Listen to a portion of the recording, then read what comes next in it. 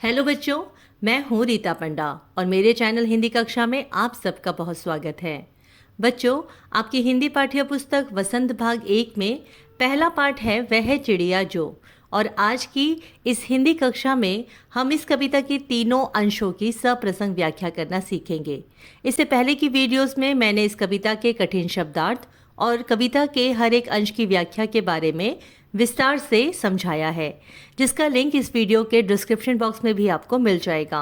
और मेरी सारी वीडियोस और उनके नोटिफिकेशन आपको टाइम टू टाइम मिलते रहें, इसके लिए चैनल को सब्सक्राइब और बेल आइकन के बटन को प्रेस ज़रूर कर लीजिए। बच्चों, इस कविता के तीनों अंशों की सप्रसंग व्याख्या को समझने से पहले आइए ये जान लेते हैं कि प्रसंग और व्याख्या क्या होते हैं और इन्हें किस प्रकार लिखा जाता है। बच्चों, आप में से कई बच्चे अक्सर प्रसंग और सप्रसंग दोनों शब्दों के अर्थ को लेकर कंफ्यूज हो जाते हैं और दोनों शब्दों को अलग अलग समझ लेते हैं, लेकिन ऐसा नहीं है। सप्रसंग का अर्थ होता है प्रसंग के साथ, यानी प्रसंग सहित। और जब एग्जाम में प्रश्न आता है प्रसंग सहित व्याख्या कीजिए या सप्रसंग व्याख्या कीजिए, तो इन दोनों बातों का एक ही अर्थ होता है, एक ही मतलब होता है। तो बच्चों, जब प्रश्न आए सप्रसंग व्याख्या कीजिए, तो आप लोग पहले तो प्रश्न में पूछे गए अंश के लिए प्रसंग लिखेंगे और फिर उसके बाद उस अंश की व्याख्या को लिखेंगे। आइए बच्चों, अब सीखते हैं कि इस कविता के लिए हम किस तरह से प्रसंग को लिखेंगे। बच्चों, तो प्रसंग लिखते समय आपको 4 बिंदुओं के बारे में क्रम से लिखना होगा। पहला, पुस्तक का नाम। दूसरा, पाठ यानी कि कविता का नाम या शीर्षक। तीसरा, कवि का नाम। और चौथा, जिन पंक्तियों की व्याख्या करनी है उसमें जिस भी विषय या घटना के बारे में बताया गया है उसका संक्षिप्त यानी छोटा सा 1 या 2 पंक्ति में आपको वर्णन करना होगा। आइए इसे उदाहरण के द्वारा समझते हैं। बच्चों, अब मान लीजिए कि आपको कविता के पहले अंश के आधार पर प्रसंग लिखना है। तो आप सभी जानते हैं कि पहला, आपकी हिंदी पाठ्य पुस्तक का नाम क्या है? हिंदी पाठ्य पुस्तक वसंत भाग 1। दूसरा, कविता का शीर्षक यानी नाम क्या है? वह चिड़िया जो। तीसरा, कविता के कवि या रचनाकार का नाम क्या है? केदारनाथ अग्रवाल जी। और अंत में यह कविता किसके बारे में है और इस अंश में उसके बारे में क्या बताया गया है। जैसा कि आप जानते ही हैं कि यह कविता एक चिड़िया के बारे में है और इन पंक्तियों में चिड़िया के गुणों और उसकी विशेषताओं के विषय में बताते हुए उसके स्वभाव का वर्णन किया गया है।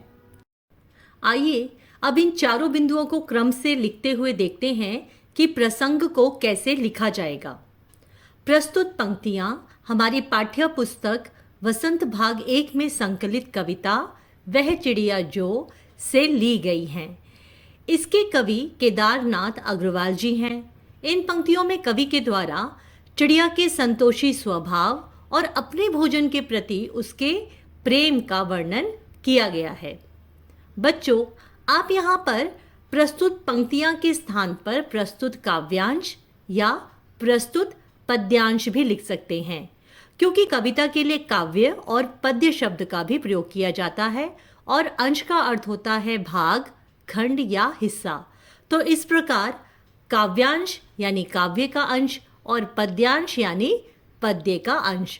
तो इस प्रकार से प्रसंग को लिखा जाता है। आइए बच्चों, अब जानते हैं कि व्याख्या क्या होती है और इसे कैसे लिखा जाता है। तो व्याख्या का अर्थ होता है किसी विषय के बारे में विस्तार से किया हुआ वर्णन।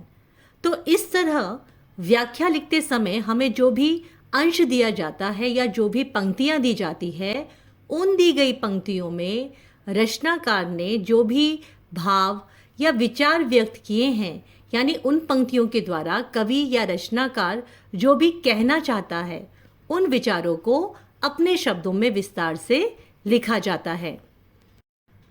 तो अब बच्चों, आप सभी प्रसंग और व्याख्या के विषय में समझ गए होंगे। आइए अब जल्दी से कविता के हर एक अंश की सप्रसंग व्याख्या करते हैं। पहला अंश इस प्रकार है। वह चिड़िया जो चोंच मारकर दूध भरे जुंडी के दाने रुचि से रस से खा लेती है, वह छोटी संतोषी चिड़िया नीले पंखों वाली मैं हूँ, मुझे अन्न से बहुत प्यार है। इसका प्रसंग इस प्रकार होगा। प्रस्तुत पंक्तियाँ हमारी पाठ्य पुस्तक वसंत भाग 1 में संकलित कविता वह चिड़िया जो से ली गई है। इसके कवि केदारनाथ अग्रवाल जी हैं। इन पंक्तियों में चिड़िया के गुणों और विशेषताओं को बताते हुए उसके संतोषी स्वभाव का वर्णन किया गया है। अब इसकी व्याख्या इस प्रकार लिखेंगे। इन पंक्तियों में कवि चिड़िया के विषय में बताते हुए कहते हैं कि वह छोटी और नीले पंखों वाली चिड़िया अत्यंत संतोषी स्वभाव वाली है। वह अपनी छोटी सी चोंच से दूध से भरे अर्थात अधपके जौ व बाजरे के दानों को ही प्रसन्नता पूर्वक बड़े मन से और स्वाद से खा लेती है और संतुष्ट हो जाती है। चिड़िया के लिए वे थोड़े से दाने ही पर्याप्त हैं। इस प्रकार नीले पंखों वाली उस संतोषी चिड़िया को जीवन और ऊर्जा देने वाले अपने अन्न अर्थात भोजन से बहुत प्रेम है। अतः चिड़िया के माध्यम से कवि मनुष्य को यह बताना चाहते हैं कि हमें भी चिड़िया के समान ही संतोषी होना चाहिए और अपने भोजन से प्रेम व उसका आदर करना चाहिए।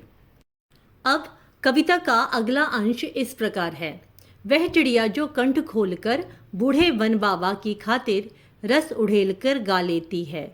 वह छोटी मुंहबोली चिड़िया नीले पंखों वाली मैं हूँ, मुझे विजन से बहुत प्यार है। इस अंश का प्रसंग हम इस प्रकार लिख सकते हैं। प्रस्तुत काव्यांश हमारी पाठ्य पुस्तक वसंत भाग 1 में संकलित वह चिड़िया जो नामक कविता से उद्धृत है। इसके कवि केदारनाथ अग्रवाल जी हैं। इन पंक्तियों में चिड़िया के गुणों और स्वभाव को बताते हुए एकांत घने वन के प्रति उसके प्रेम का वर्णन किया गया है। व्याख्या। इन पंक्तियों में कवि चिड़िया के विषय में बताते हुए कहते हैं कि उस छोटी और नीले पंखों वाली चिड़िया को पुराने घने वन रूपी अपने घर से और उसके एकांत से बहुत प्यार है, जहाँ वह छोटी चिड़िया बिना किसी भय के अपना कंठ खोलकर अर्थात स्वतंत्र भाव से सुरीला और मीठा गीत गाती है। ये गीत वह मुंह बोली चिड़िया उस पुराने घने वन के लिए गाती है जो उसके लिए बूढ़े वन बाबा के समान है। इस प्रकार उमंग और खुशी से भरे अपने मधुर गीतों से वह चिड़िया सारे वातावरण में रस घोल देती है और अपनी मीठी तान से उस सूने वन को भी जीवंत व प्राणवान कर देती है। यहाँ चिड़िया के स्वभाव से हमें यह प्रेरणा मिलती है कि हमें हर परिस्थिति में खुश रहना चाहिए और इस जीवन का भरपूर आनंद लेना चाहिए।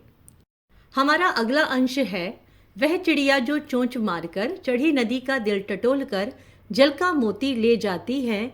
वह छोटी गर्बीली चिड़िया नीले पंखों वाली मैं हूँ, मुझे नदी से बहुत प्यार है। प्रसंग। प्रस्तुत काव्यांश हमारी पाठ्य पुस्तक वसंत भाग 1 में संकलित वह चिड़िया जो नामक कविता से लिया गया है। इसके कवि केदारनाथ अग्रवाल जी हैं। इन पंक्तियों में चिड़िया के साहसी स्वभाव और नदी के प्रति उसके प्रेम का वर्णन किया गया है। व्याख्या। इन पंक्तियों में कवि चिड़िया के विषय में बताते हुए कहते हैं कि वह छोटी और नीले पंखों वाली चिड़िया अत्यंत साहसी स्वभाव वाली है। चिड़िया आकार में छोटी होने पर भी बिना डरे उफनती नदी के बीच से मोती रूपी पानी की बूंदों को अपनी छोटी सी चोंच में भरकर ले जाती है और अपनी प्यास को बुझाती है। चिड़िया के इस व्यवहार से उसके स्वाभिमानी, आत्मविश्वासी और साहसी होने का परिचय मिलता है।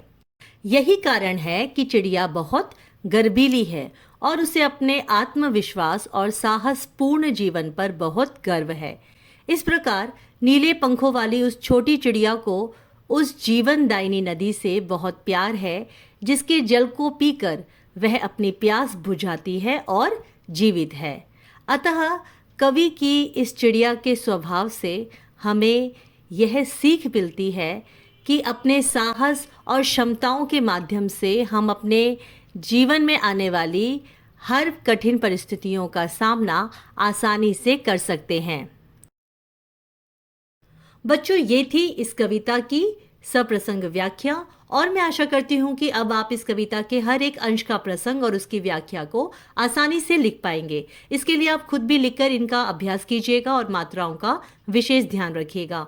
और ज़्यादा अच्छा होगा यदि आप स्वयं कविता के भाव को समझते हुए अपने शब्दों में व्याख्या लिखने का प्रयास करें। अगली वीडियो में हम इस कविता का प्रश्न अभ्यास और भाषा की बात के प्रश्न करेंगे। बच्चों, तो आपको यह वीडियो कैसी लगी कमेंट करके मुझे ज़रूर बताइएगा। और अगर आपका कोई प्रश्न हो तो आप उन्हें भी मुझसे शेयर कर सकते हैं। चैनल को सब्सक्राइब और बेल आइकन के बटन को प्रेस ज़रूर कर लीजिए, जिससे मेरी हर नई वीडियोस के नोटिफिकेशन आपको टाइम टू टाइम मिलते रहें। और साथ ही इस वीडियो को लाइक करना और अपने दोस्तों के साथ शेयर करना बिल्कुल मत भूलिएगा। तो मिलते हैं अगली वीडियो में। आप सब इसी तरह खुश रहिए, स्वस्थ रहिए और हिंदी पढ़ते रहिए। धन्यवाद।